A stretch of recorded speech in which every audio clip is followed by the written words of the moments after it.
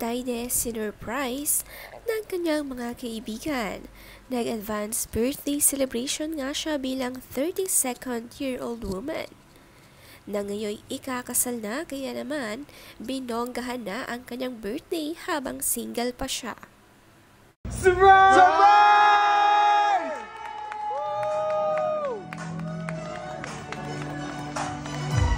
Table picture.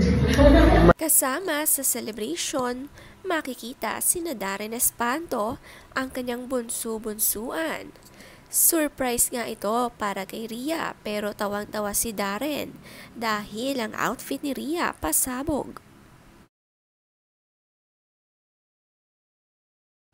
Kasama sa celebration sina Maine Mendoza at Sheila Ataide.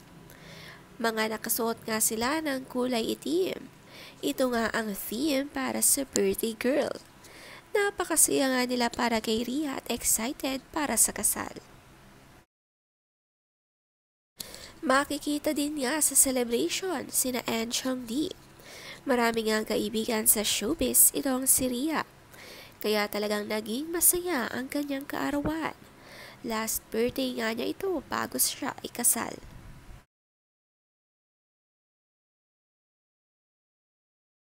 More on friends lang ang mga kabilang sa celebration ni Rhea. Gusto nga niya i-enjoy ang advance birthday na kasama lamang sila. Hindi rin nga makikita sa party si Zanjo.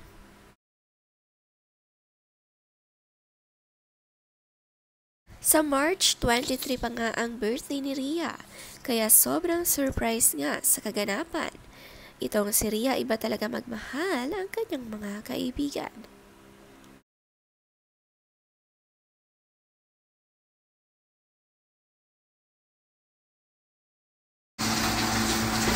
Hawakan mo dyan nga. Okay.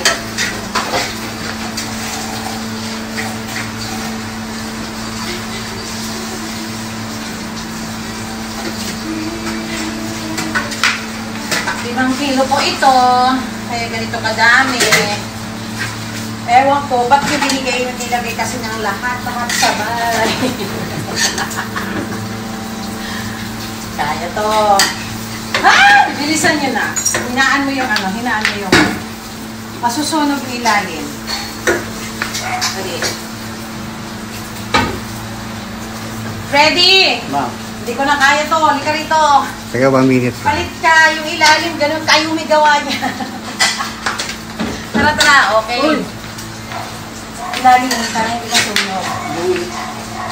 Ilalim. Umuusok kasi Ang kanyang mama Sylvia Sanchez naman punong abala sa pagluluto ng mga nirequest na ulam ng mga anak.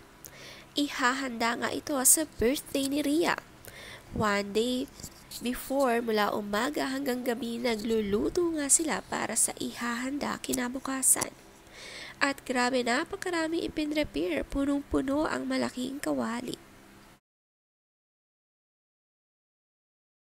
Good morning, mother dear. paputol mo lagi kasi. Huwag ko nang paputol mo. Uy, muna nilang i-bounce. Ako naman na, straight naman na siya, pareho naman na.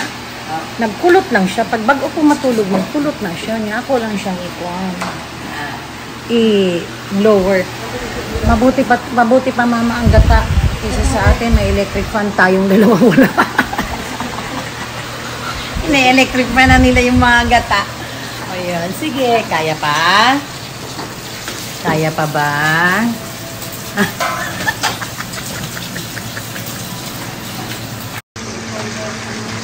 Excited sobra si Lola para sa handaan na ito. Ang sarap kasing magluto ng Atay the Angels, lalo na si Mamang Sylvia. Request na laing at kare-kare. Tiyak masusolve ang lahat dito.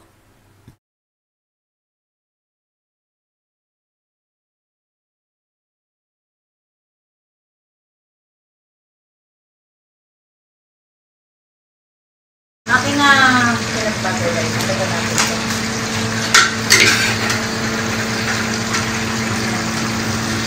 Para mas masarap siya. Mas maraming peanut butter. Mas masarap. Nabuo. ayusin ko lang yung lasa nito at populaan natin.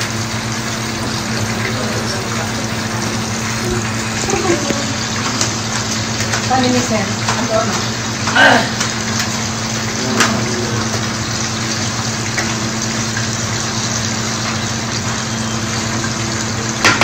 Bagoong tayo ng gana.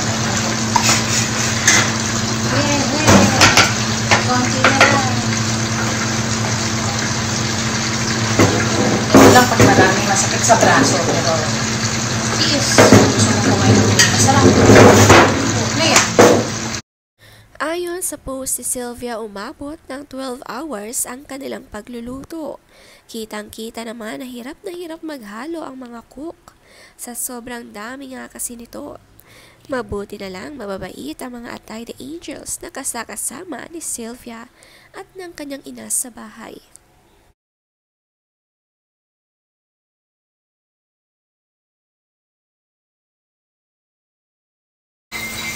Yan naman.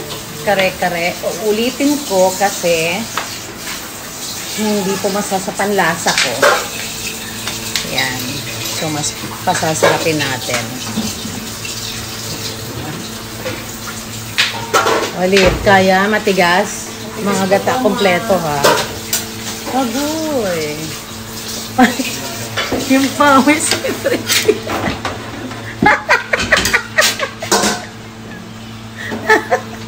Ayan, sige. Pawis para mag-construction ng laing. Ha? Ano? Construction ng laing. Naluto na ano. Ano na sila ba? Lalambot na yan.